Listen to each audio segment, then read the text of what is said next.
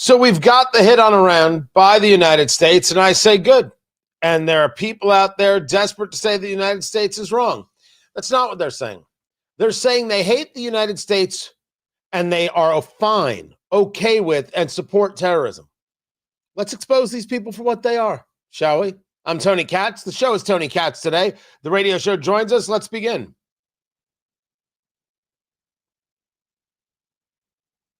Over the past 36 hours, the United States and its partners have launched Operation Epic Fury, one of the largest, most complex, most overwhelming military offensives the world has ever seen. Nobody's seen anything like it. We have hit hundreds of targets in Iran, including Revolutionary Guard facilities, Iranian air defense systems. Just now, it was announced that we knocked out 9 ships plus their naval building, all in a matter of literally minutes. Iran's formerly supreme leader, Ayatollah Khamenei, is dead. This wretched and vile man had the blood of hundreds and even thousands of Americans on his hands and was responsible for the slaughter of countless thousands of innocent people all across many countries. And anybody who's going to miss him is the problem. The people out there saying, how dare we take out this terrorist? How dare we take out this torturer? How dare we get us involved in a forever war? These are the people who want America to fail and they want terrorists to succeed. Now, you might say to me, Tony, that sounds a bit harsh. Maybe that's hyperbolic. No part of it is harsh and no part of it is hyperbolic. These people have chosen and they have chosen poorly. Tony Katz. Tony Katz Today. Good to be here. Good to be with you. Find everything I do over at TonyKatz.com, live streaming on the YouTubes. Come check it out, subscribe, and be a part of it. The left is apoplectic that the rest of the world thinks that the removal of the Ayatollah is a good thing. Iranians are cheering in the streets of Tehran. They're taking to the streets of Los Angeles, of London, of New York, and cheering. They're crying while singing their national anthem. In London, it's Iranians and Jews celebrating. Because anybody who is of a rational mind knows that the Ayatollah was not Iranian, not speaking for these people who want to live their lives free, these people who are tortured by the Ayatollah, quite literally, if they weren't just killed. These people now have a chance at a better life, and that is certainly what I hope for them. That is not what the American left hopes for them. We're going to break this down. But we need to get an understanding of why this all happened. And there is a straight line that can be created here. I'm going to share it with you.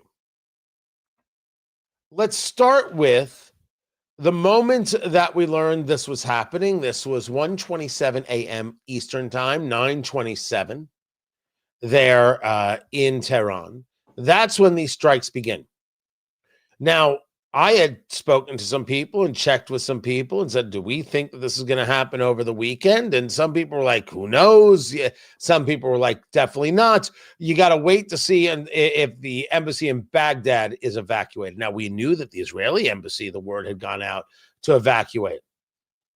But we had not heard about Baghdad. And I was talking to Major Mike Lyons, who is our military guy, and he actually said those words. Wait till Baghdad gets evacuated. I think we still have a couple weeks. Wait till Baghdad gets evacuated. That'll tell you everything you need to know.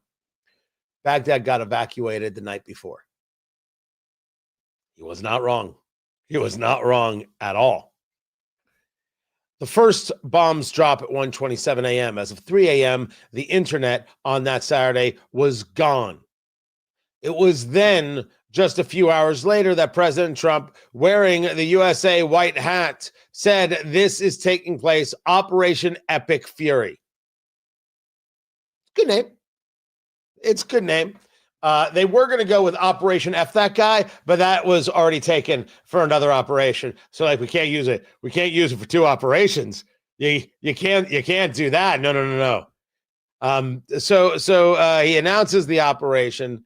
A couple hours later, the Israelis come out and say, "Oh, we are a part of this Operation Roaring Lion." So the first operation regarding October 7th was Operation Rising Lion. This was Operation Roaring Lion from the Israelis. At about 8 or 9 a.m. Eastern time on this Saturday, we learned something that is very, very peculiar. And you are right to note that it was strange, that it was odd, that it was weird.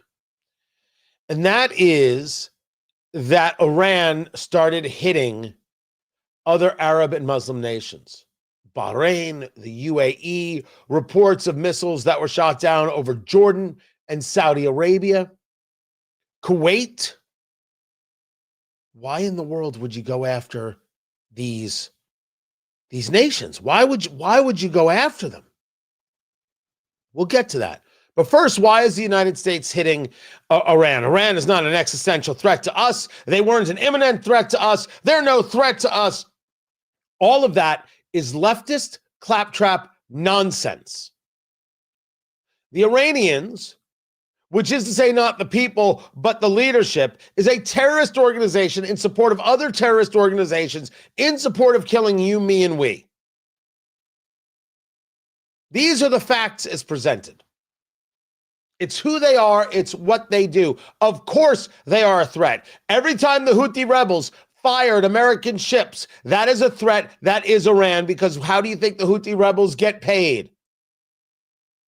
Here you have the United States working with other countries to try and rebuild Gaza, and there's still Hamas. How do you think they get paid? Never mind the funding that they give to Hezbollah in the north of Iran, of Israel, in Lebanon. They are nothing more than a terrorist organization in support of other terrorist organizations, and they get there. They get the money by selling their oil to China, whether that be through legal or illegal means. That's all it is. There is no question from the rational mind that Iran and the Iranian leadership, the Ayatollah and the mullahs, the hardliners, the clerics, they are a threat to the world. You want to pin this all on Israel? Okay, listen. We've been through all this before. We've heard all this before. You want to Marjorie Taylor Greene this thing, you go right ahead. But Marjorie Taylor Greene is a damn fool. Part of the problem is this idea about never wars. And Trump said, you're not going to see a war with Iran when I'm president. Yeah, he's got to deal with that.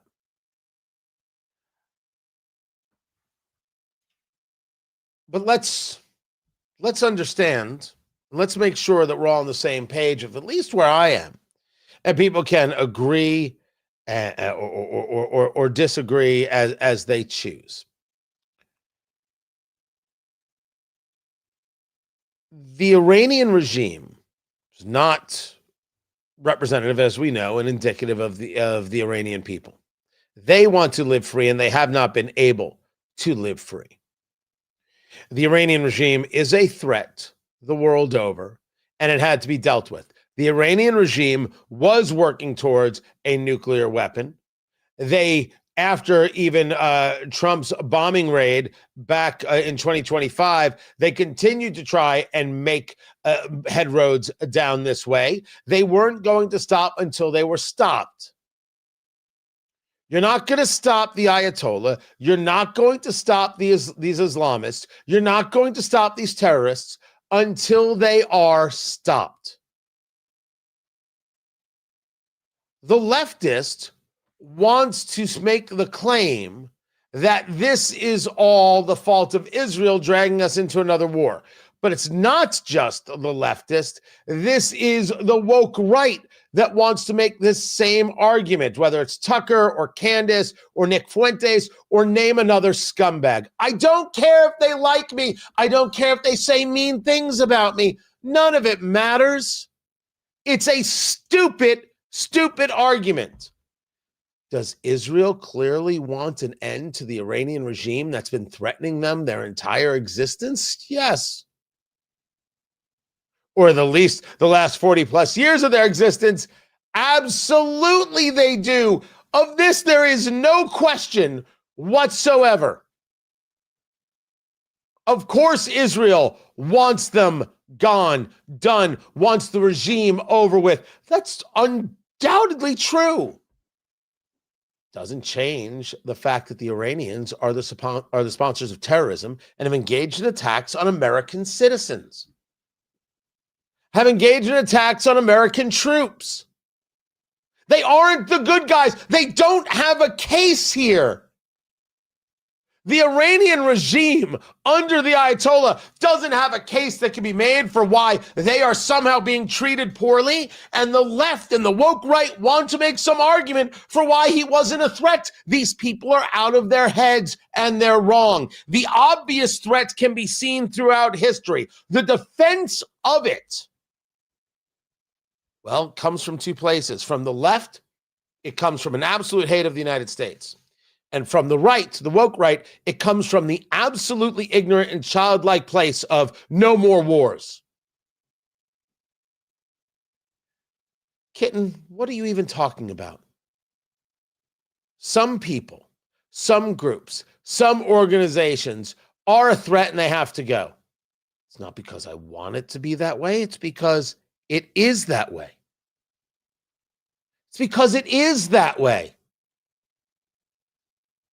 Is the person saying we shouldn't take out the Ayatollah okay with the Iranians shooting at Americans in the Red Sea? And the answer to them is, well, you shouldn't be in the Red Sea. So now how do you handle the trade situation with the number of ships that flow through the Suez Canal? What price are you willing to pay for the goods? Well, we shouldn't get goods from the rest of the world. You just make in the United States. We don't make everything in the United States. Are we out of our heads? It's an ignorant argument. Let me give you another ignorant argument that shows up in the chat room. You join up then, and then he called me a dirty word. This is the second argument. This is the second argument from the left and the woke right, and I want to put this argument to bed. The argument is, sure, you'll go to war and you'll send somebody else's kids to war. If you want war so much, why don't you join? Throughout history, you're always sending somebody else's kid to war. That's how this works. So to the left and to the woke right, you are a bunch of cowards. You're right. I never served. I never put on the uniform. That is not what it takes to recognize that there are moments, and people who do put on the uniform do recognize this. And I am sorry to say that it is very clear over the last years or decades, we have done a terrible job in the military of bringing on the right people to engage in the right conversation about the fight in general. You are always sending somebody else's kid to do the fight. I didn't say do it for light and transient causes. I didn't say do it on a whim. I didn't say do it half-assed. But the idea that you're not going to send somebody else's kid, oh, we can't do that, it's somebody else's kid. Nope, you can't be a part of that, it's somebody else's kid. It's always somebody else's kid, and that's why they sign up, because they know it could be them, but they're a different breed and they're special, or at least they should be. You see the people coming out now, oh, I would never do that. Oh, you're sending somebody else's kid. It's always somebody else's kid. Get your head out of wherever it is and deal with the reality. You absolute cowards. The Iranian regime is a threat. The Ayatollah is a threat. The Ayatollah had to go. And I'd appreciate it very, very much if everybody would grow up and start dealing with reality. This is the reality. The reality is the Iranian people now have a chance. They got to take it for themselves. I agree with that. But we should be clear, this was a regime change war. This was a regime change war. And we should not kid ourselves. I know that Pete Hegseth, the Secretary of War, Secretary of Defense, however you want to call it, was saying this wasn't regime change. Of course it was. What, are we going to lie to each other? Absolutely not. Absolutely not. But the woke right and the political left, for very different reasons, are both on the wrong side of an argument. The political left hates America. The woke right hates Israel. And they think that that's the story here. It's not. It's not, there'll be plenty of people who want to say that because, hating Israel is just part of the plan. I don't care about those people. What we have to do is ask ourselves why. Why do we get to this moment right now? The answer is the Abraham Accords. And I will break it down coming up in just a bit. Keep it here. I'm Tony Katz. This is Tony Katz Today. Oh my goodness. So many people angry in the chat, sitting in your basement talking about other people dying. Jimmy, you're not really good at this, so allow me to introduce myself. My name is Tony Katz. I do this show every day. I never mind a comment, and I certainly don't mind disagreement. This is not my basement. This is not my basement. Just wanted you to know. You are weak if you believe that somehow the United States, going back to the taking of hostages in 79, the killing of Marines in 83, and then the continued attacks from Iran, should just continue to take it while they pursue a nuclear weapon, which they do, which the Obama administration allowed them to do with alacrity, and even the destruction of Isfahan, Natanz, and Fordow has not thwarted them. It had to be over. Only the fool would let them try and achieve those goals. You want to say it's all because of Israel? I would say it's embarrassing if it's all because of Israel. The United States should be smarter. The problem is the American left is not bright at all and wants America's downfall. And the woke right are the biggest bunch of schmucks who ever lived. You're not tough. And you're screaming about sending other people's kids to die. They joined the military. Do you think they did it for show? They joined the military. Your argument is nonsense. It's embarrassing. It's shameful. It's just dumb. We have a military. What do you do with it? Oh, nothing. It's just for show. It's an unbelievably stupid argument put forth by incredibly stupid people who I argue are cowards. I didn't say do things flippantly. I said I was very clear about that. You have to fight properly with overwhelming force. And yes, we have 4 dead Americans thus far. And President Trump said it might be more, and it's awful. Yet, here we are. Some people have to go. It's us or them, and I choose us. And if you want to pretend that the Iranian regime isn't a threat, you can, while you're protected by the United States and an ocean away. But when they become the threat, as they work towards the threat, as they've always been the threat in the amount of people they have killed, you want to pretend it's not going to hit you? Well, I don't have the luxury of being able to be protected behind your absolute stupidity and cowardice. Don't think yourself morally superior, kitten. That dog won't hunt. And by the way, it is absolutely America first, unquestionably. No one is talking about people who've joined up on their own accord, says Jimmy, but war historically has involved people being called up. You are changing the conversation, not going to allow it. No one's been called up, and these people did join, and it's always sending somebody else's kid to war. That's why we better elect good leaders who understand how to win, how to build a game plan, and how to use overwhelming force. I would vote for conservatives and Republicans going forward, because if Lloyd Austin was in charge today, the death toll might be insurmountable.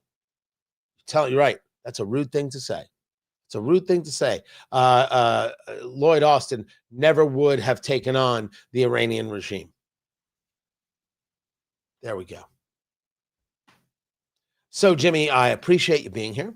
I appreciate you, your comments, and I'm more than happy to show you where you're wrong on this. Now you can believe whatever you want. I can't stop you.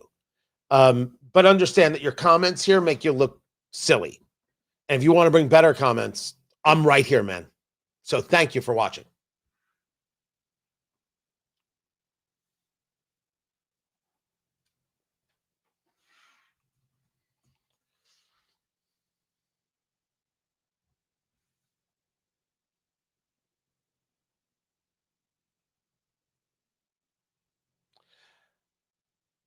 Can I change gears just for a quick moment?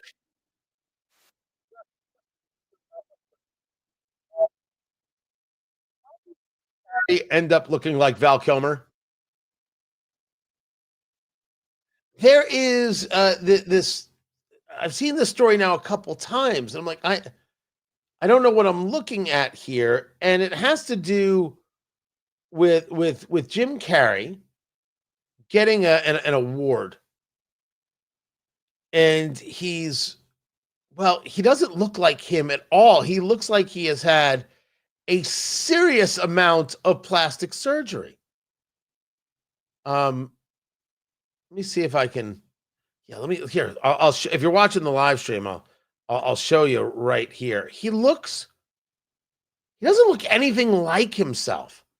Like this is like him before, and he's got like high cheekbones now, and he's got this Val Kilmer plastic surgery look. I don't know why people do this to themselves. I don't know why people engage this plastic surgery thing. Listen, plastic surgery, I should say, I don't have an issue with. The facelift stuff, I have an issue with. Somebody just said, look at Kelly Osbourne. Okay, now, I don't know where she was.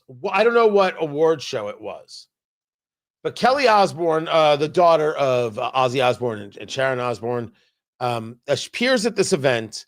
And Kelly Osbourne, who when she was doing that show on MTV was certainly an overweight girl, she's anorexic skinny.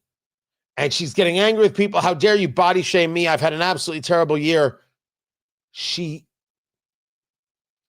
looks sickly. And it's okay for people to notice, oh my gosh, when someone looks sickly. So that's a case of just beyond not eating. So I don't even think that's plastic surgery. That's just, that is the need of a sandwich and healthy eating. Jim Carrey, it looks like plastic surgery. In the end, you can do what you want. I will tell you, the only thing I've ever said to my wife is no plastic surgery. No facelifts. The face must remain. That's my face. I like to look at that face. I got to look at that face every day over breakfast. I want a good face to look at. Don't mess with a thing. I don't know why they do it. I don't know what I'm curious to know the mindset of what they see in the mirror. Right? That's what I'm curious about. What do they see? How does it satisfy? Because Jim Carrey was just a guy who was a great comic actor and a great actor and got older and some wrinkles or whatever. We're all going to get them. So what? Keep it here. I'm Tony Katz. This is Tony Katz Today. I was going to play a break song, but nah, I'm not going to do that. We are going to get into the why of how this comes to be, how this hit on Iran comes to be. Let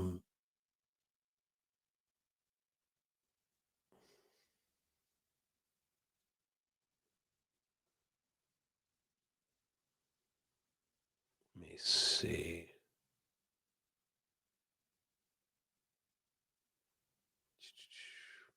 Sorry, just going through some of the comments. There are always comments.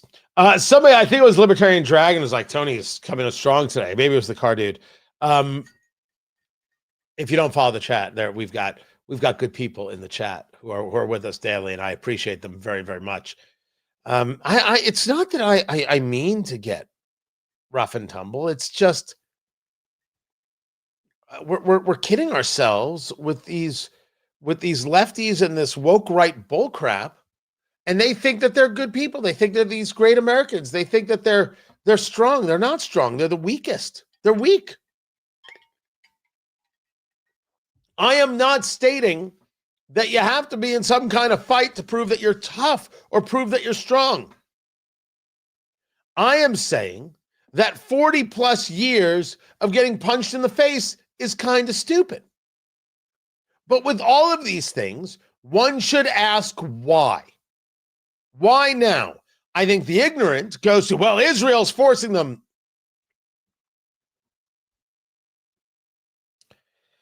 That's not it. Wait till you learn that this isn't about Israel. This is about all those Arab nations and Muslim nations that surround Israel. We'll get into it. I brought this theory to everyone Saturday night. And for those of you who were with me at Trump 1 year and 1 month later, man, what a good night. What a good night. Producer Landon was there. He had some sips of the good stuff. He's still feeling it. The bourbon, the food. I got a crab cake, and I got a beef Wellington. There were many beef Wellingtons. So there was a bunch of other food. I never got to it. I never ever saw it because I wasn't out front. So it was spectacular time. And I explained, I wasn't, of course, planning on doing anything about Iran, but everything had broken that day. I'm like, what am I going to do? Do this event and not mention it? Like, what kind of person am I? So it ended up like adding like 20 plus minutes to the presentation. Oh, I went longer than I wanted to. I didn't know how to not. But I explained that there's a line to be drawn here that starts with the Abraham Accords that set the stage for everything that just happened. And I want to break that down for everybody. So that is what we will do. We will get into that next. Also, the shooting in Austin.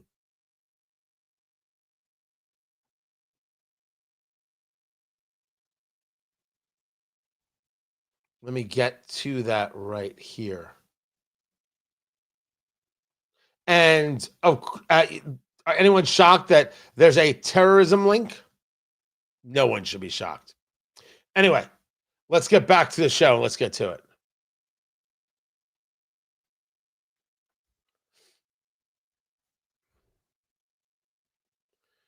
In Austin, 2 people are dead, 14 were injured when a 53-year-old former New York City resident immigrant from Senegal opened fire at a beer garden. Tony Katz today. Good to be here. Good to be with you. Had a rifle and wearing a hooded sweatshirt that read "Property of Allah."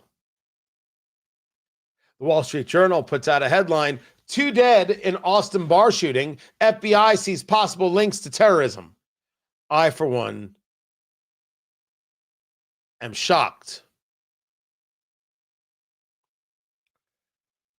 Was this in response to what took place in Iran? Special agent in charge saying it's too early to know the shooter's motive. The shooter was killed in what came next after the shooting that he engaged in. This guy entered the U.S. on a B-2 tourist visa in March of 2000. In 2006, he became a lawful permanent resident through marriage to an American citizen, naturalized as a U.S. citizen in April of 2013.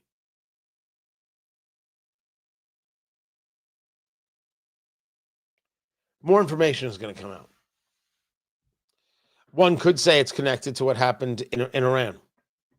And of course, you have the usual suspects on the political left who hate America. And I'm going to get into that. And you've got the woke right.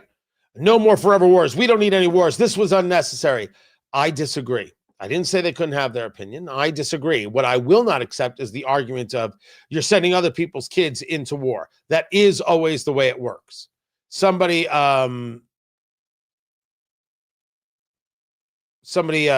said many veterans disagree with you. I wouldn't be surprised that many veterans disagree with me. I bet you I can find a whole lot of veterans who agree with me. No surprise there. But a veteran disagreeing with me doesn't change reality. It doesn't. It never will. They have an opinion and I have mine.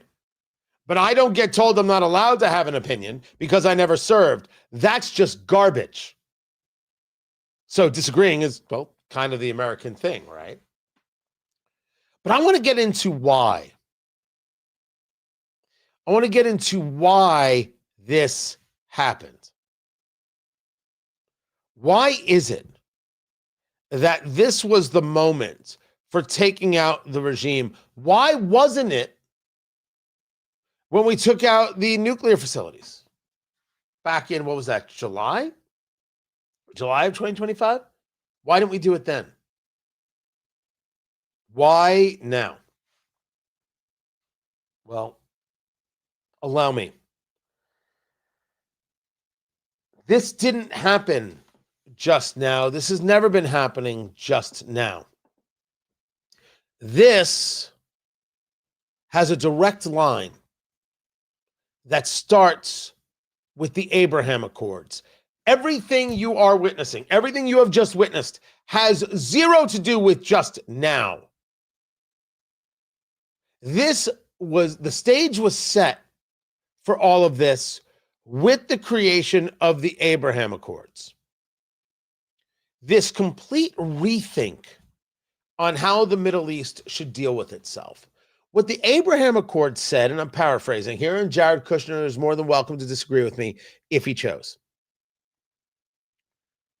The Abraham Accords say to Arab nations and Muslim nations, those in the Middle East, hey, we get that you don't want to do anything with Israel or work with Israel or even mention Israel until there is a solution regarding the Palestinians, two-state solution, whatever some people think it should be. There can be no two-state solution when terrorists are in charge, but hopefully the terrorists will be gone soon, and then we can rethink everything. The Abraham Accord said instead of, well, first solve this and then we can get to that, it switched those, it flipped those and said, why don't we engage in trade? Why don't you and Israel engage in trade? The U.S. will absolutely be supportive of all of this. And then through trade and tourism and building up some relationships, we can then all come to an understanding of what we could do here. And remember, these Palestinians, they're really ethnically from all of your countries. You just won't take them back. And some nations said, yep. Yeah, we're good with that. Because the other way was getting them nowhere. The other way was getting them nowhere. This idea that only the two-state solution could solve things, that's what happens. That's what happens when you have Ivy League elites deciding your foreign policy, it would seem. It was only one way. It was only this way. It could only be discussed through this point of view, through this argument. And to his credit, and by the way, the credit of other people who've engaged conversations like this, Donald Trump said, no, we can think of this in another way. Why don't we try it like this? And to the credit of Jared Kushner, he did a very good job of selling it. The Abraham Accords start going into effect. Now, understand that the people and the group this hurt most and affected most was the Iranian regime. The Iranian regime gets affected because they're the ones who want to be the hegemonic power, and they want to do so not through leadership, but through fear. We'll bomb you here, we'll attack you here, we'll engage a terrorist organization here, because they have this oil money that they're willing to spend on it. This affected them greatly because it took away their largest trump card. I didn't mean Trump that way, but you get what I'm saying. It took away their ability to threaten, because now, well, hey, America, I'm now doing this deal with Israel, and you said you would be supportive of it, and here's the Iranians threatening me. Where's my help? The other nations of the Middle East know that the Iranian regime was the problem. They were the ones stirring up the crap. They were the ones creating the issues. They were the ones engaging in the violence. They were the ones engaging in the destabilization and engaging in basically a threatening pose and posture to other Muslim and Arab nations. Abraham Accords. Now draw the line to October 7th, 2023.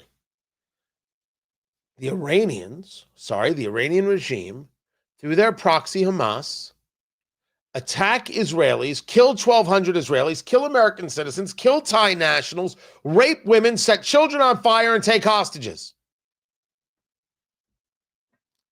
And the Israelis do something they haven't done in, well, maybe since 1948. One could argue maybe since the Six-Day War.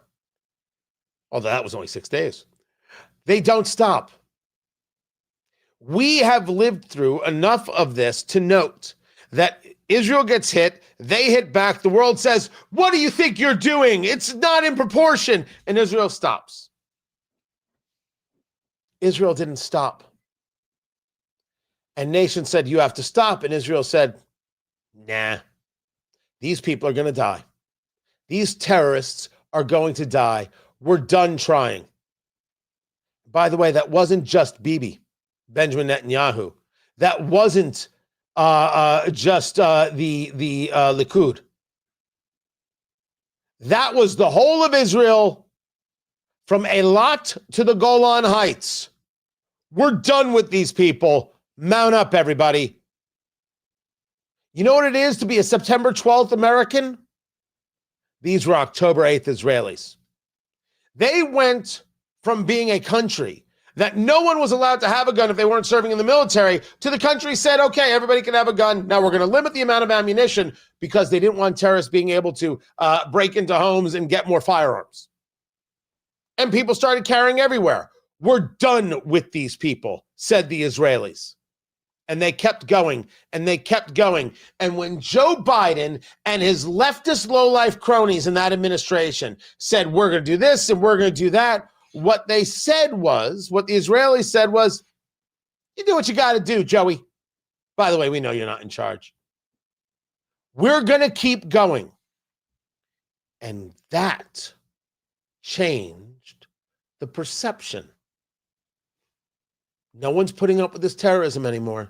No one's putting up with this regime anymore. And you'll note all of these Muslim and Arab nations, they may have said, oh, I can't believe Israel's doing this. None of them put up a troop to stop it, because they want the Iranian regime gone too. Which brings us to the Board of Peace. The dumbest name that has ever existed, ever. The Board of Peace, which is about the rebuilding of Gaza. Here are all these nations. You're going to put in $1 billion, you're going to put in 200 million, you're going to put in this, you're going to put in that, you're going to put in this, you're going to put in the other. So now they're going to invest to rebuild Gaza. That's called having skin in the game. And here's this terrorist organization trying to rebuild their nuclear capability and still supporting terrorism. I can't have them having terrorists where I'm putting in my investment. I got to protect my investment. Stop thinking of the Board of Peace as the Board of Peace. Start thinking of the Board of Peace in the following way. It is not about a board of peace. The board of peace is a mafia family working with other mafia families, divvying up the land and saying who's going to protect who from what. You've got the cops and you've got the judges and you've got this one, you're going to do that one. You're going to get that corner, you're going to be in that business. No, that belongs to this guy. This one's yours. And Trump is the head of the families. And then the families got together and they said, we can't have these Iranian things. This Ayatollah scumbag. He's going to ruin everything. It's going to ruin my investment. I'm expecting a nice envelope every month from this. And so they said, well, I ain't going to miss him. And then another family said, I won't miss him. And then another family said, who are we even talking about? I don't miss him right now. And then a wink, and then a nod. And here we are. You think that this was just Donald Trump acting on a whim at the behest of the Israelis? Can I ask the woke right and the left a question? I'm not asking you. I'm asking the woke right and the left a question. Are you really that stupid? Are you really that bereft the ravages of thought that you would think that it's now because the Israelis finally broke through on saying Iran is bad? Kids, the world has not changed for a millennia. This is about money. Now, it's also about safety and security. But this is about money. This is about Muslim and Arab nations wanting to protect their investment. Israel, talking about the problem that Iran is for decades, didn't move the needle. But 5 or 6 Muslim and Arab nations saying, these Jews ain't necessarily wrong. Bip, bop, boom, goodbye, Ayatollah. It's a straight line from the Abraham Accords to the Board of Peace. And that is why the Ayatollah is dead today and hopefully will be dead tomorrow. I'm Tony Katz.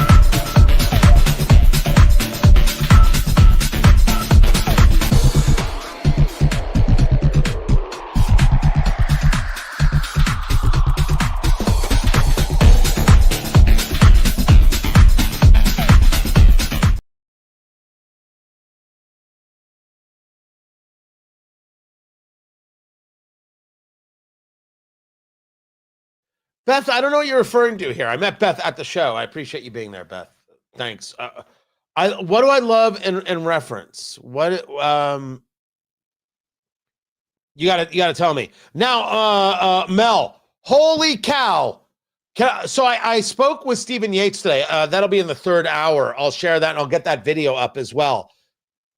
Holy cow! That's it. You want to talk about an interesting triangulation? We're thinking of this regarding solely Iran. And the point that I make regarding the Middle East, is I think unbelievably factual. I think the facts do speak for themselves. I think it plays out once you think about it in this way. But we all understand that the people most affected over the last 3 months by geopolitical moves by Trump is China, right? Venezuela. I mean, to your point, Mel, that's absolutely right. Venezuela over here, which supplies oil to the Chinese via the Russians and their ghost ships. Iran, which supplies oil to China. I know I'm not the only person thinking these things. Look at you. That's exactly right. When you are not all in your emotions and all you do is just take a step back. Can't be that far from the microphone. Sorry. Take a step back. And I am often reminded, excuse me, I don't know if you ever saw the movie Searching for Bobby Fischer with Ben Kingsley and Lawrence Fishburne. Ben Kingsley is teaching this kid about chess, searching for Bobby Fischer. And the line is constantly, see the whole board. Look at the whole board. And I swear to you, I saw that maybe I was a teenager, maybe I was a kid. I have said that to myself 9 billion times in my life. When I'm looking at something, I'm reading a story, I'm like, I don't get, what am I missing here? See the whole board. Stop. Take a step back. Don't get wrapped up in the emotion. What is it that's happening? When you see the whole board, you realize that this is very much about China, which is going to bring us to a third point. Hold on. I'm going to put this on the board.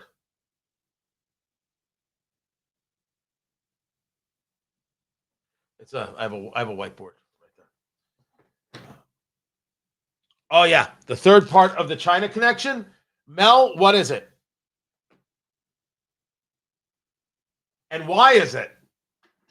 Venezuela's 1, Iran is 2. What is the third thing?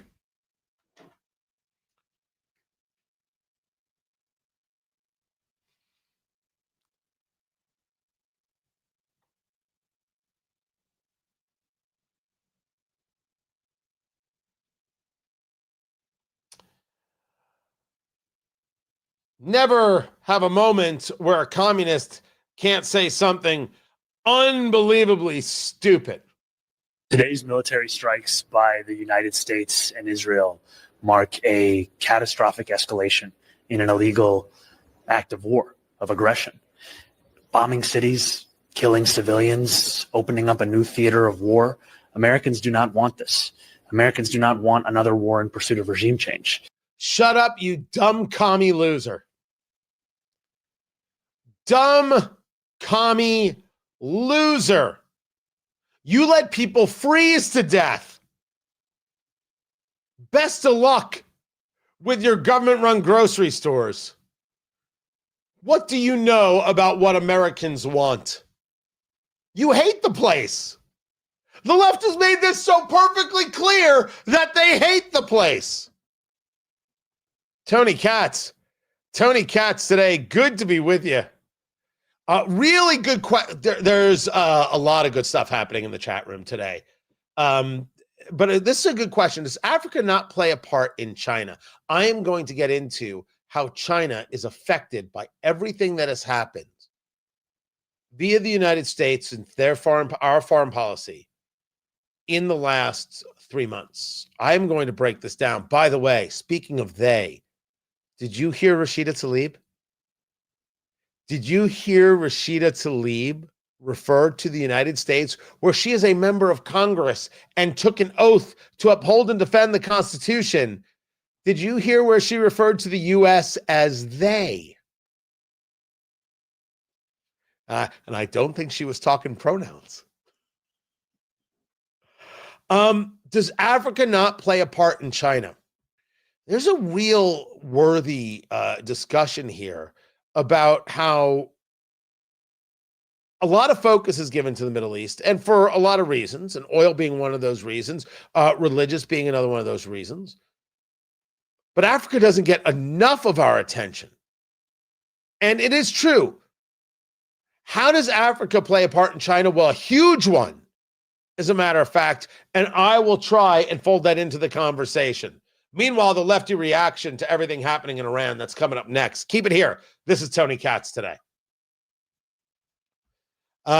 China has been trying, making moves in African nations for years. Same thing is true with South America. I doubt I'm the only one. I'm definitely not the only one. We've misplayed the African opportunity for, I don't know, how many years do you want to call it? How many decades do you want to call it? And we should stop. We're misplaying it. We should stop.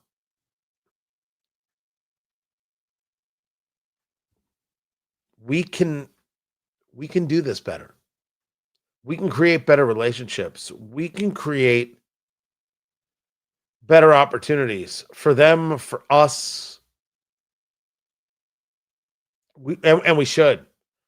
Now, some African nations, if they still want to be tribal warlord focused in terms of gang activity, if you will, etc., Islamist, Boko Haram, that's going to be very difficult.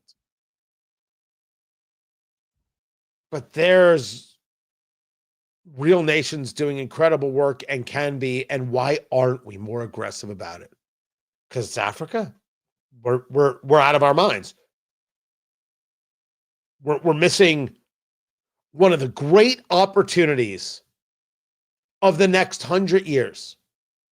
Now, if you say to me, well, who first? Who do you want to partner up with first?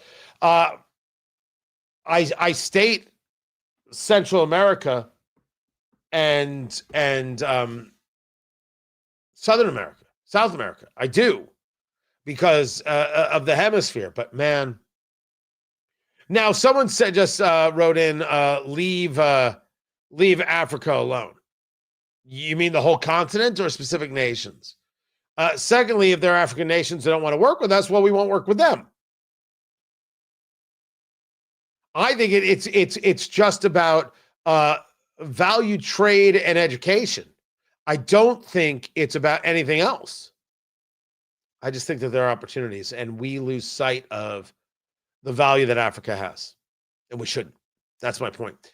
We're taking the radio break, so we'll take the quick break right now. Smoke them if you got them. Stretch, do whatever it is that you do. Hang out, and we'll be back in just, I don't know, just a few minutes. Just a few minutes. Sound good? Sounds good. We'll be back. Keep it here.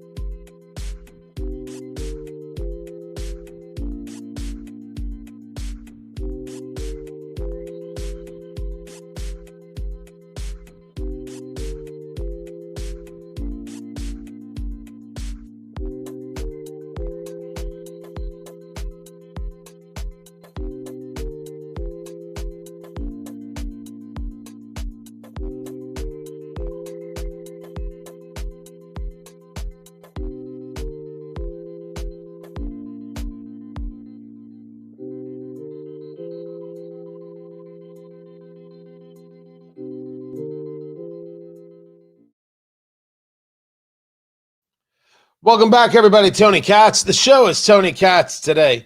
Good to be with you. Appreciate everybody in the comments.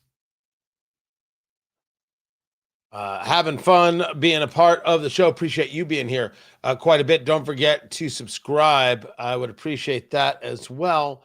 The president spoke earlier. He was doing a Medal of Honor ceremony. I don't think he is expected to engage on anything else. I'm not expecting any other commentaries from him. The Israelis were doing their presser. Let them handle that. I want to get into the absolute insanity of the progressive response. And I mean, this is not all of it. This is just some of their crazy. The New York Times, the Washington Post, that insanity by Rashida Talib,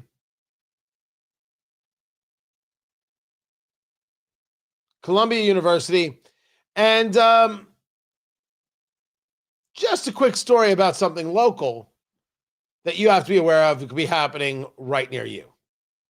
Come back to the radio show. Let's go do this thing.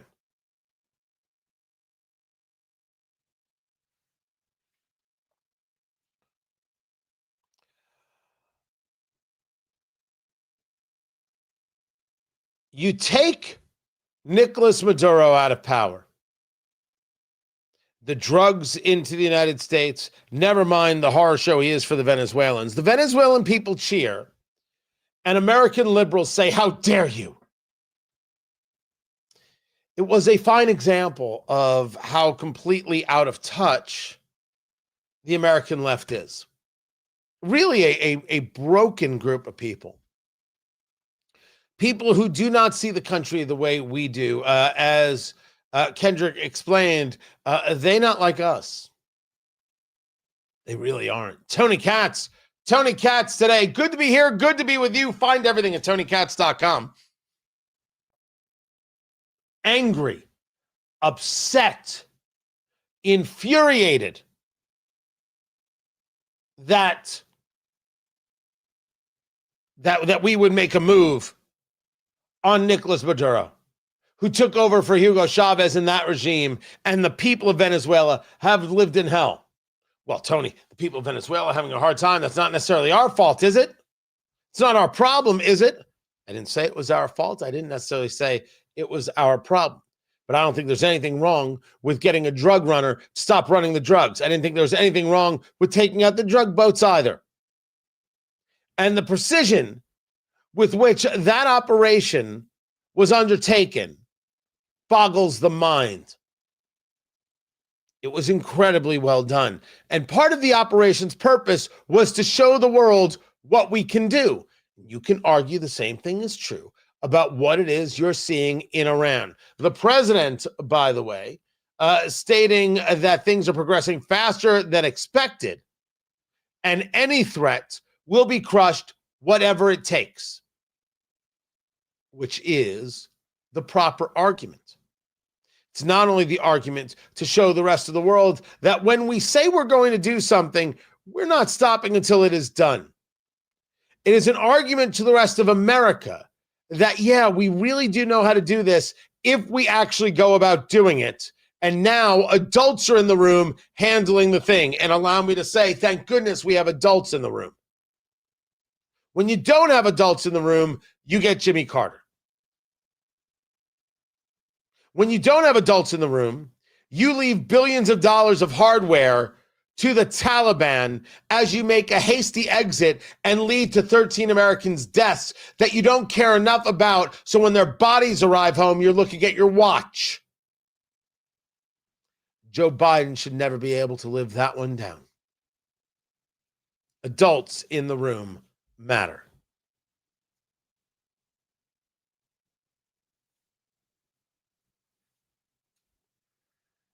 The left constantly shows itself to not be like us, to be wholly and completely un-American.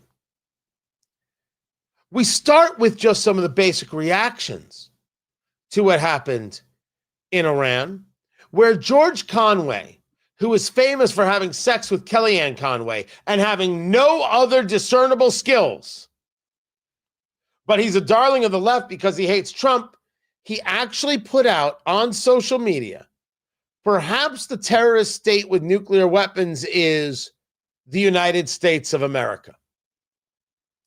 At that moment, you realize you're not dealing with rational people. You're not dealing with normal people. You're dealing with anti-American zealots. And that's what George Conway is. And that's where today's American left is. That's who they are. It is an un-American point of view and an un-American group of people. I do not argue with the people, or have an issue, I should say, with the people who say, well, the problem here is that the president didn't declare war. And Congress needs to declare war. I don't disagree that Congress needs to declare war. However, it should be noted that the president is well within his rights via the War Powers Act. He is allowed to engage. He has to notify Congress within 48 hours of what has happened, which is what he is doing today. And he has 60 days to wrap up operations or ask for a declaration of war from Congress. A Congress where you cannot be sure these leftists and Thomas Massie would deliver. Thomas Massie wants to make the argument that Iran is not a threat. Thomas Massie is wrong. Thomas Massie wants to make an argument regarding economics. Sometimes he's right. But on every conversation on foreign policy over these last couple of years, Thomas Massie has failed. I don't know if you want to call it the woke right or just ridiculous, but he's wrong in this argument. Now, if Congress wants to go about changing the War Powers Act, they're more than welcome to. But so far, President Trump is absolutely within his authority. But we now go through a series of moments here, a series of statements made by progressives that show that they're not like us, and what they favor and what they believe in is not America on top. This is George Stephanopoulos asking the question of Adam Schiff, the senator from California.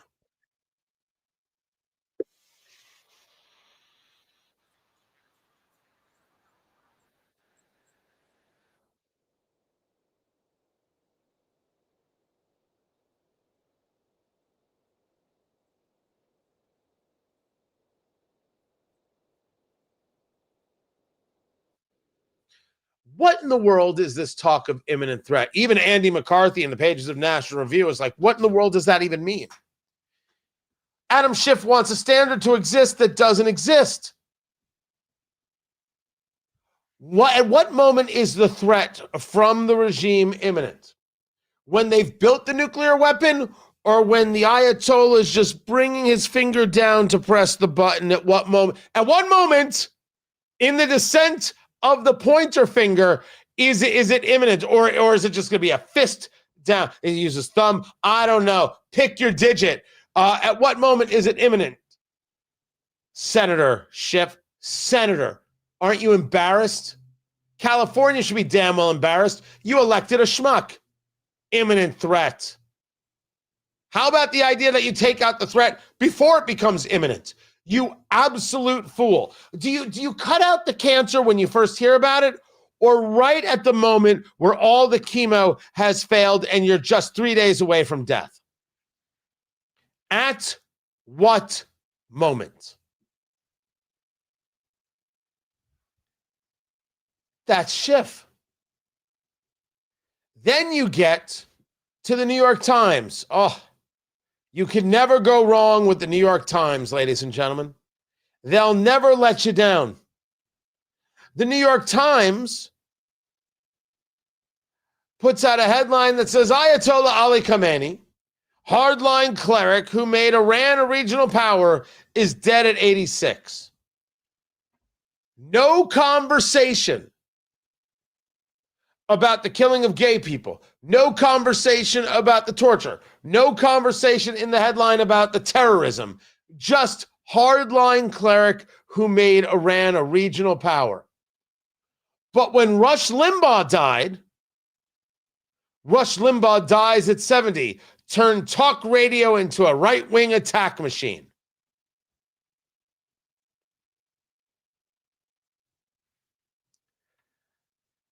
I mean, what else is there to say? At every moment, the New York Times, the Washington Post, they will side with the worst despots out there. This is the Washington Post, where you have the story from the good people at Newsbusters. Remember, these are the guys who said of ISIS leader, he was an austere religious scholar. And their obituary says, Ayatollah Ali Khamenei, Iran's supreme leader, is dead at 86. And here's what they wrote. They wrote, he had previously called on Iranians to rise up and pledged. Oh, no, wait, that was not it. Yes. No, that was not it. Where is it? Here it is.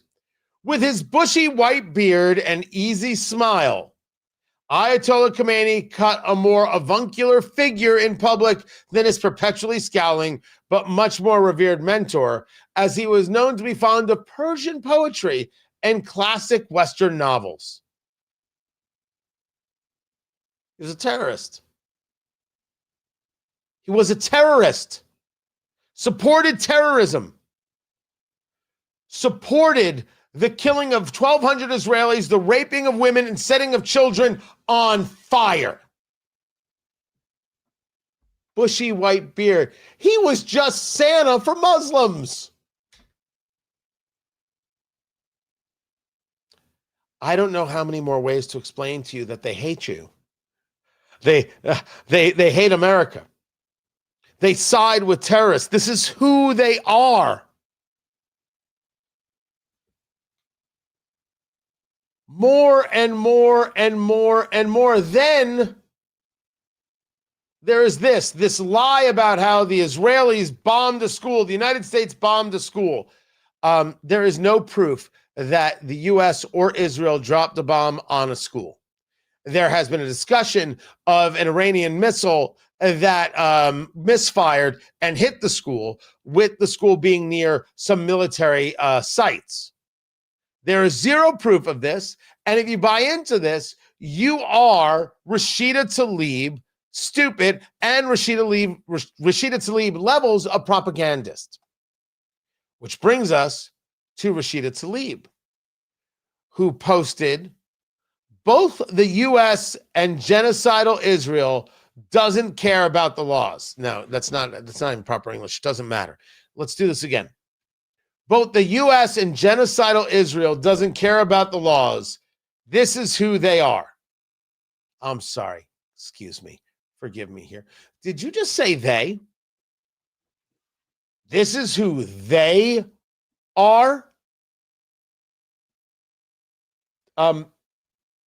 You're a member of the United States Congress. The U.S. is now they. Look, I've looked at the oath of office, and I'm asking Speaker Mike Johnson, if she took the oath of office and she views the U.S. as they, how could she possibly uphold, protect, and defend the Constitution? Maybe there was a lie told, and maybe for violating the oath, you got to go. By the way, Dearborn, we see you. And we've also heard some of your religious leaders. You got a problem. You have got a problem. Maybe you are the problem. Are you not interested in upholding, defending, and protecting the Constitution? Do you not want your elected leaders to do that? Whether it's Dearborn or whether it's any of these areas that surround in Michigan or really any other city you can go to in the country. Because if you're not willing to uphold, protect, and defend the Constitution of the United States, you got to go. And if you refer to the United States as they when you serve in Congress, you also have to go.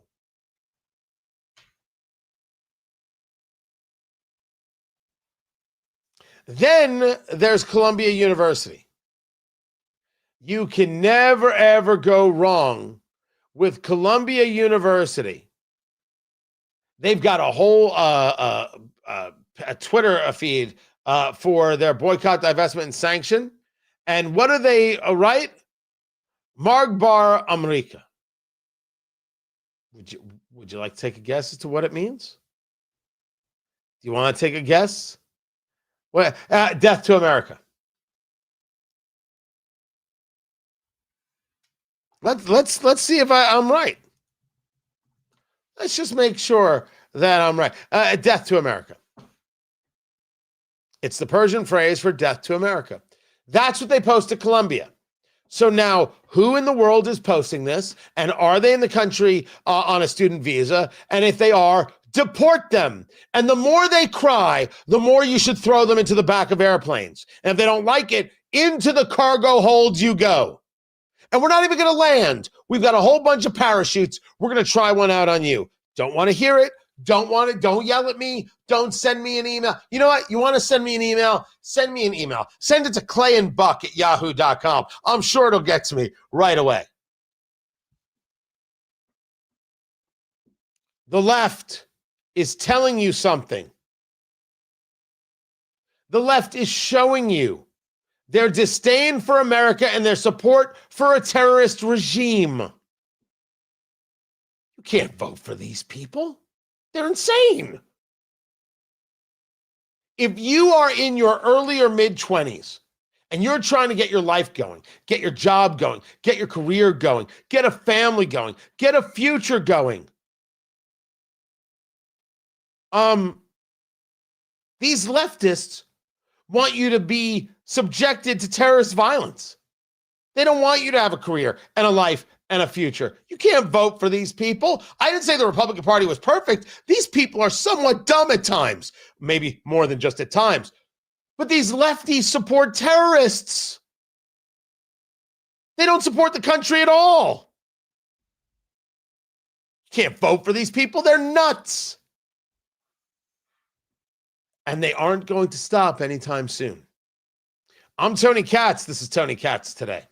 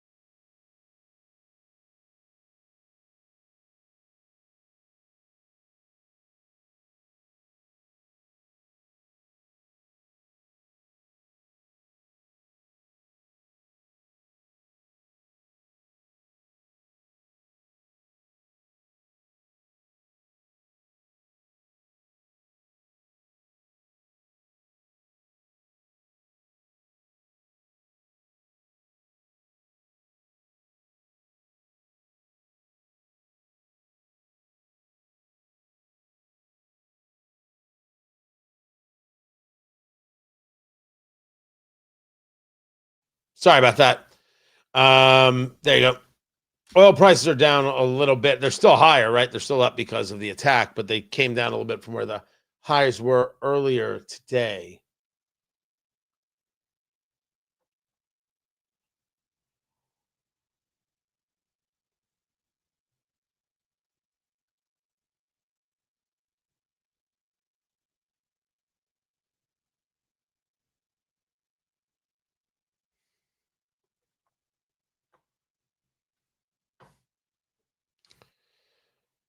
Qatar has now downed 2 Iranian fighters. Qatar, which absolutely would have been on the side of Iran.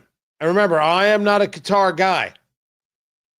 The amount of money they spend lobbying the United States, the amount of money they're putting into U.S. Universities, a serious issue is Qatar. Tony Katz. Tony Katz today. Good to be here, guys. Thank you for being here. But Qatar has now shot down 2 Su-24 aircraft coming from the Islamic Republic of Iran. They intercepted, according to their statement, 7 ballistic missiles through air defenses, intercepted 5 drones via the Qatar Emiri Air Force and naval forces. Qatar. Maybe we're right.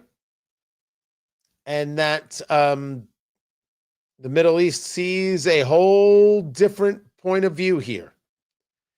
One where the Iranian military, the Iranian terrorists are no longer necessary, I should say, not military terrorists, where the Iranian people get to live free and everybody else gets to make a whole boatload of money and doesn't have to have this adversarial relationship with the United States or anybody else. And I think this upsets the left greatly. Because how in the world do you further the conversation of America terrible, America bad that the left so desperately, desperately wants when the rest of the world is working with you? That doesn't mean that we shouldn't be keeping an eye on things. And I say Qatar is an issue, a real issue. But I think we need to keep an eye on Saudi Arabia too. But if they're not going to be bombing us, attacking us, engaging in terrorism against us or our forces, etc., okay. Listen, I'll never understand your way of life. I'll never be down for it. I'll never go that direction. I'll fight you on it if I need to. But we agree on this, and that's a plus. That's valuable. There was also learning that the president has stated that CENTCOM stating that B-1 bombers have been moved deep inside Iran. This, according to U.S. Central Command, last night U.S. B-1 bombers struck deep inside Iran to degrade Iranian ballistic missile capabilities. As the president stated, we're going to destroy their missiles and raze, R-A-Z-E, raise their missile industry to the ground. President Trump said the U.S. sank 10 Iranian Navy vessels in the opening salvo. According to the Israelis, or at least reporting about the Israelis, they killed 40 high-level Iranian officials in the first 60 seconds. I have an easy time believing that. 3 more things coming up, including the China connection. Keep it here. This is Tony Katz today. All right. Release all the Epstein files. I'm cool with that. Yeah. Sounds great. Release all the Epstein files. I'm so glad we had this talk.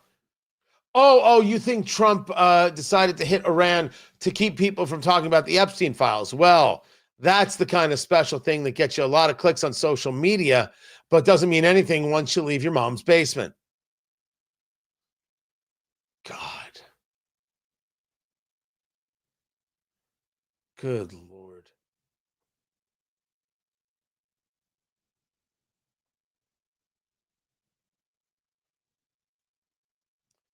So, by the by, can I share something with the chat room? A bunch of people were there at my events, right? Trump 1 year and 1 month later, and the big red tie gala we did over the weekend, and it was sensationally cool. It was super groovy, and I thought it was awesome. And so Ken, I met Ken. My wife is picking up a bottle of 2XO. It's 2XO, not X2O. 2XO is the name of the bourbon. And yes, they make some very, very good stuff. Can I tell you, I saw somebody, I'm on stage, and I'm like, all right, I'm not, maybe there's something going on, I don't know. I'm in the middle of the presentation, and I saw somebody come out of the hallway, right, where all the food was and the bar setups, and they had a bottle of the bourbon. Boom, put it on one of the high boys. I'm like, I saw it, and I said, am I going to say something about it? No, I'm pressed for time. I got to keep going. I don't know if they took a bottle with them, just took a bottle. I have no idea. I was like, dang, that is, all right, that's the kind of move I would make. So maybe I was just impressed. I don't know who that was.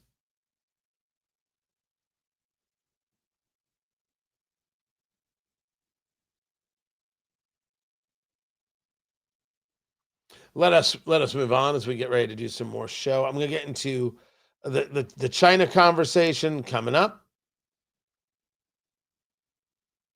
And what comes next?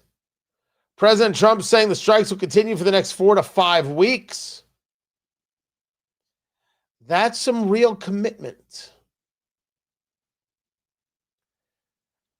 This isn't a do something and just move on to the next. It's a very, very different approach. Okay.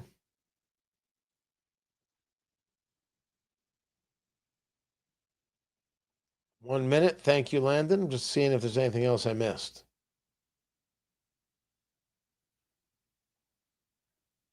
I saw an article about how the new Star Trek is just absolutely horrific and woke. Is it? If it's not, it doesn't have Picard. I don't need to see it. I'm good. Ever in your life, you've never seen anything Star Trek related? You've never seen The Wrath of Khan?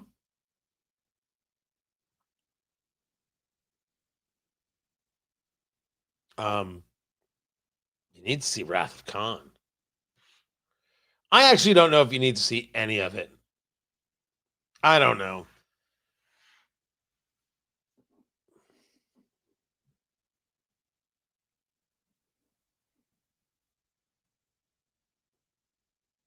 He's now going on about Star Trek. Forgive me, I just zoned out.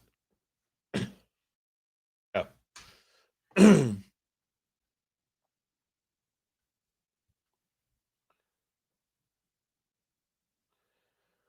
3 more things to get to. Tony Katz today. Good to be here. Good to be with you. Find it all at TonyKatz.com. Live streaming there on the YouTubes, which you can also find at Twitter X, Tony Katz, Facebook, Tony Katz Radio. Just go to YouTube.com, look for Tony Katz, and boom, subscribe. And the next thing you know, you will lead a full and happy life. The Wall Street Journal stating that President Trump has been very clear that strikes will continue for the next 4 to 5 weeks.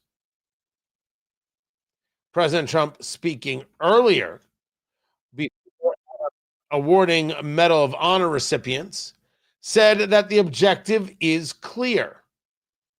7 years, this regime has been attacking the United States and killing Americans. Every time you see someone with missing arms and legs, or a face that's been absolutely shattered violently, it was almost certainly caused by an Iran roadside bomb. They were put there by General Soleimani, who was the father of the roadside bomb. Very proudly, he thought, but I terminated him in my first term.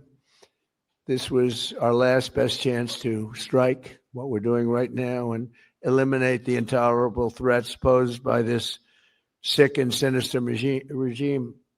and they are indeed sick and sinister. Our objectives are clear. First, we're destroying Iran's missile capabilities, and you see that happening on an hourly basis, and their capacity to produce brand new ones, and pretty good ones they make. Second, we're annihilating their navy. We've knocked out already 10 ships. They're at the bottom of the sea. Third, we're ensuring that the world's #1 sponsor of terror can never obtain a nuclear weapon, never going to have a nuclear weapon. I said that from the beginning. They're never going to have a nuclear weapon. They were on the road to getting one legitimately through a deal that was signed foolishly by our country.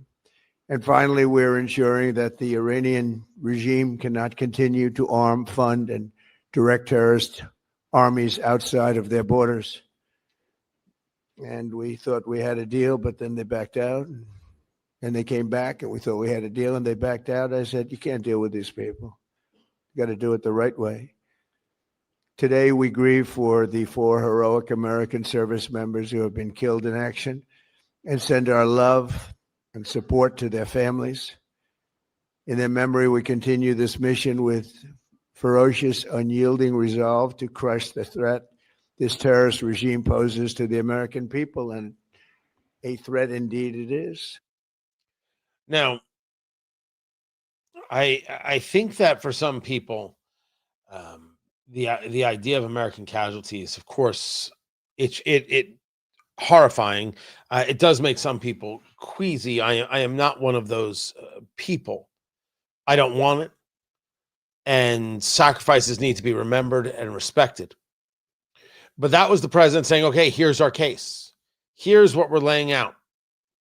Now, someone asked in our chat room here, "What's the exit plan?" Legit question, to which I can't give a perfect answer. It is my take that it's going to involve here's the crown prince, and here are these people, and they are going to help rebuild a government. Now, what does that government look like? It is certainly not an Islamist government. And that might be very well enough. I think asking what the exit is a very worthwhile question. I think maybe the question before that is, how does any of this actually work if the IRGC, the Islamic Revolutionary Guard Corps, isn't destroyed? Now, there have been reports that there is dissension amongst the IRGC. They are questioning how they want to move forward. Do they want to be loyalists to this regime or any part of this regime or not? President Trump's commentary is, surrender, you get immunity, nothing will happen to you. You don't surrender, you're going to die. How in the world does that happen if there are no boots on the ground? I'm not saying I want that. I'm asking a question. How does it happen? Do we now arm the Iranian people and they go directly at the IRGC? How does that happen? I'm not saying it can't. And by the way, they may have the answers. This may have been well thought out. And they're like, if we do X and if we do Y and if we do Z, these things can work. And here's how we can do that. A little bit of this is going to be watch it unfold. But saying 4 to 5 weeks might be hey, here's how we give this some ramp up. Give this time to work. Then, according to a site or a online account, an X account called, is it Degerto? Producer Landon, Dexerto? Dexerto, the leading source for influencer, streamer, gaming, and viral content. And you're like, Tony, never heard of it. They have 1.3 million followers. Somebody's heard of it. According to them, Reese's, the candy, Reese's is releasing a peanut butter cup flavored toothpaste for a limited time in Australia and New Zealand. I am going to make the assumption that this right here is all just nonsense. But it says Reese's with fluoride plus it's got the fluoride. Reese's toothpaste peanut butter cup flavor.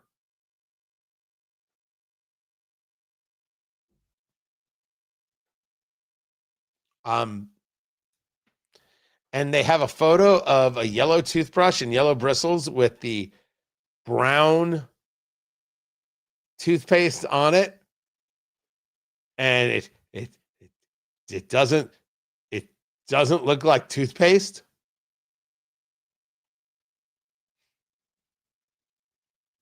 I don't even want to know what it smells like. Super weird. But the third thing, of course, is the conversation about the China connection, as we were discussing earlier. When you take a look at what has happened in Iran, you cannot deny what this means for China. China is a very thirsty nation. They manufacture things. This is what they do. They don't actually create things. They're not capable of creation. They are capable of theft, but they build things, right? It's cheaper to build it here. We build it here. We've got all our factories here and everything else, and that's what they do. They build things. But they are indeed a thirsty country, and they want a country that wants to grow and a country that makes the claim they can pull all these people out of poverty. And they've pulled some people out of poverty through their yuan manipulation and currency manipulation and stealing of technology to sell their own products to the world at cheaper prices because they have slave labor. They are in need of oil. They're in need of a lot of oil. They get their oil through very, very shady systems. Oh, sure, they buy oil on the market. Undoubtedly true. But they also got their oil from Venezuela.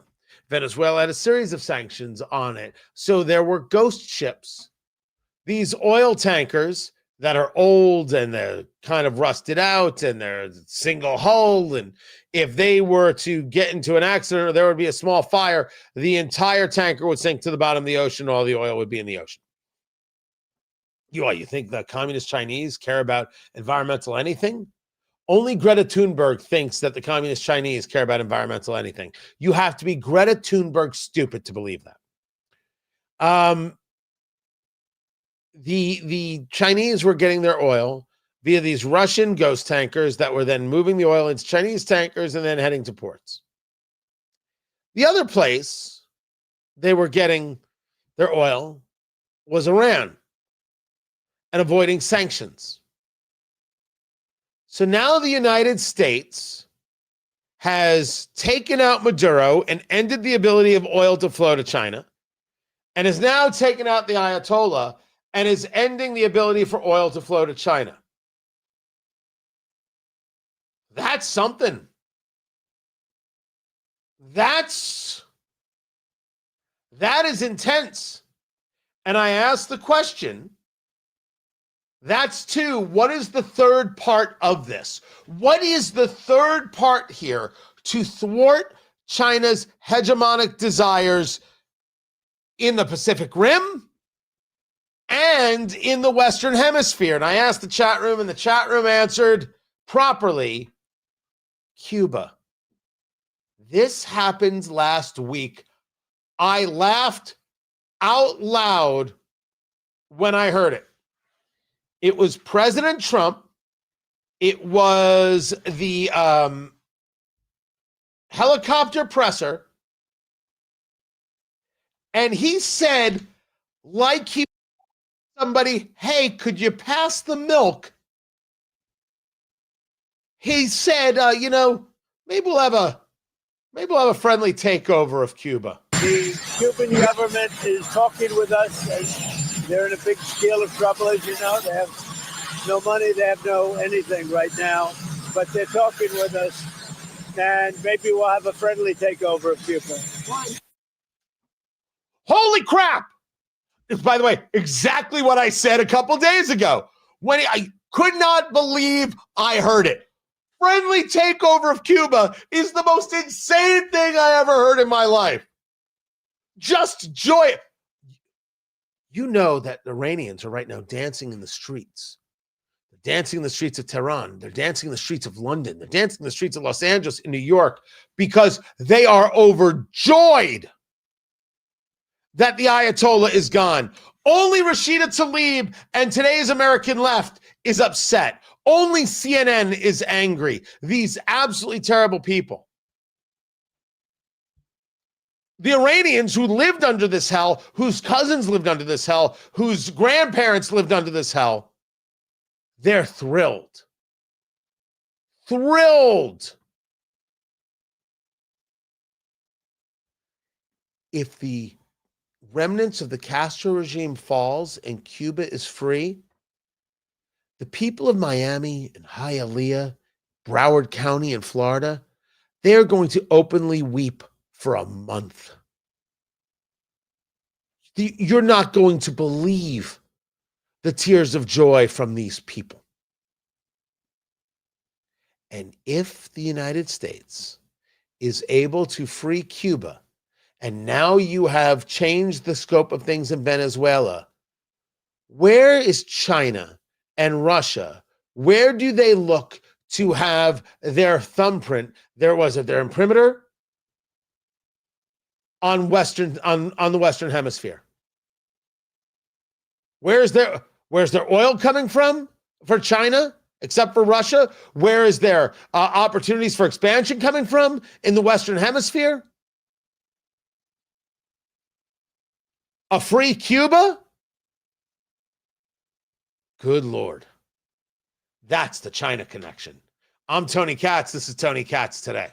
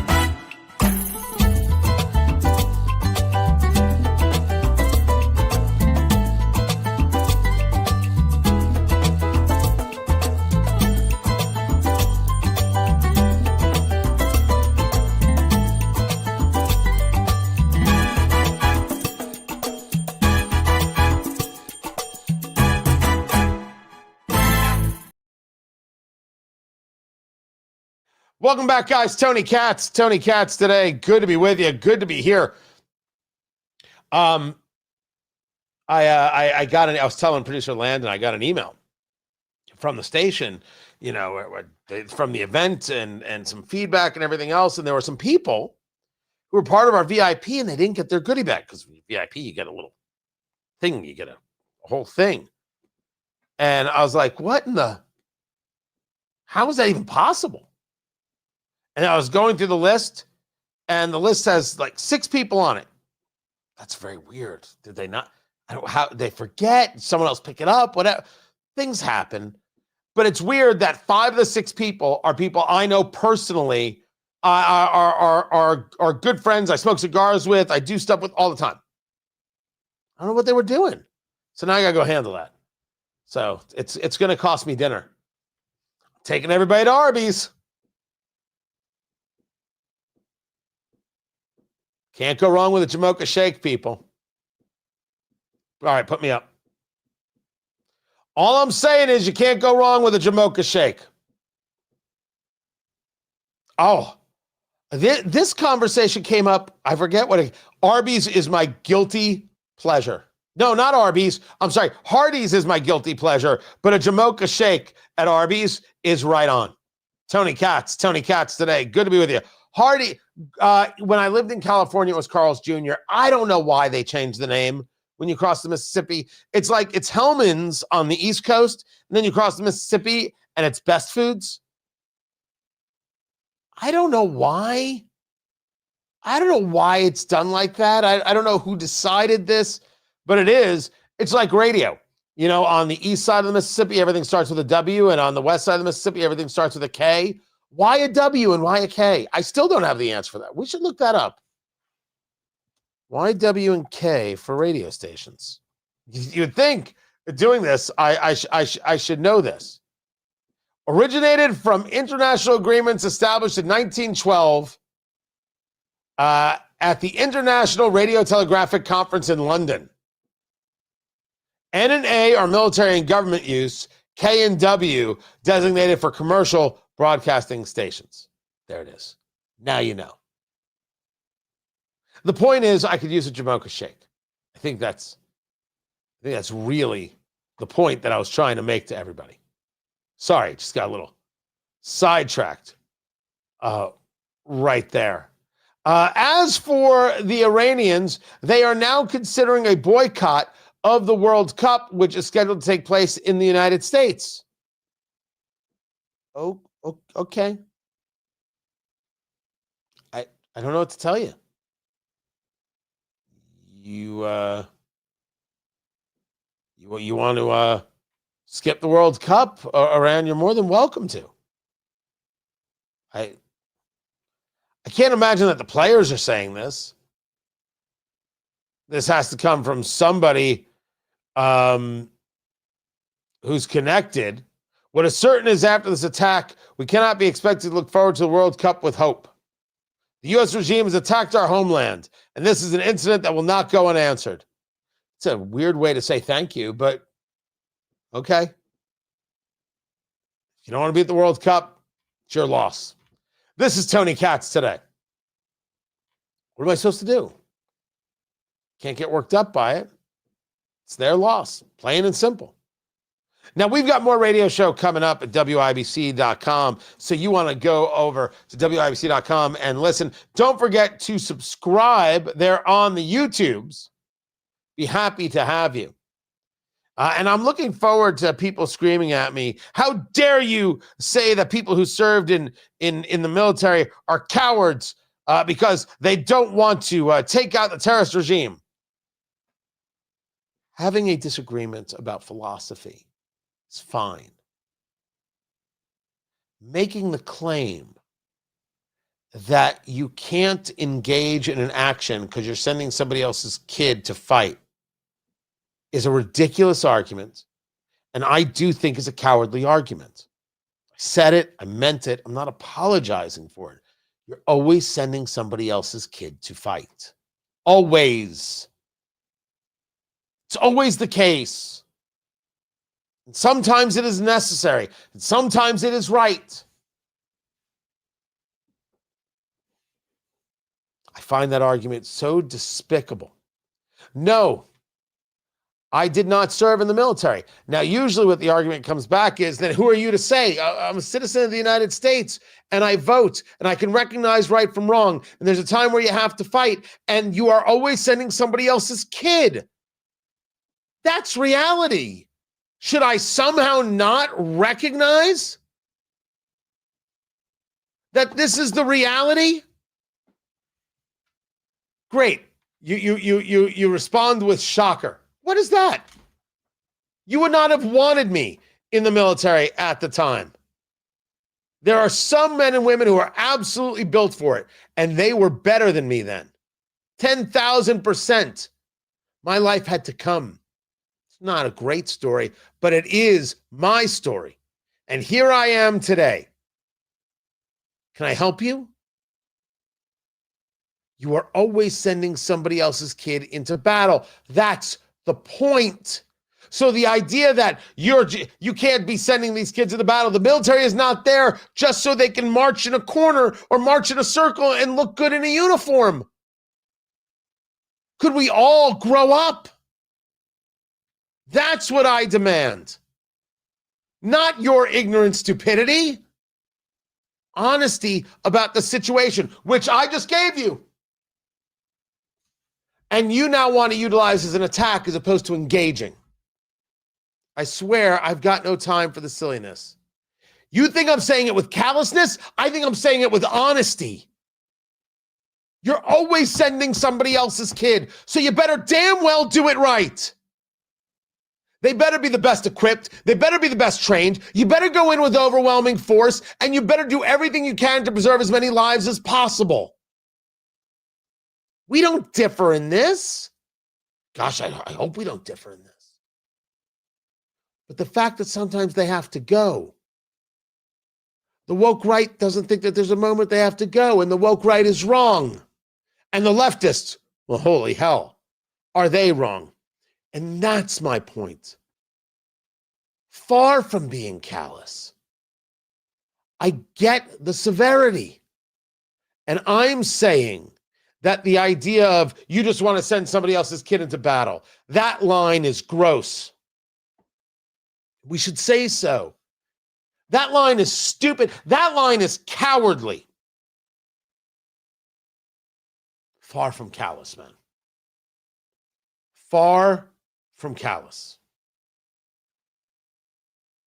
And if you want to say to me that that's what I just said is disrespectful, since it is obviously not disrespectful, you just want to be this guy and you don't want to listen. I gave it my best shot, man. That's all there is to it. That's it, nothing else.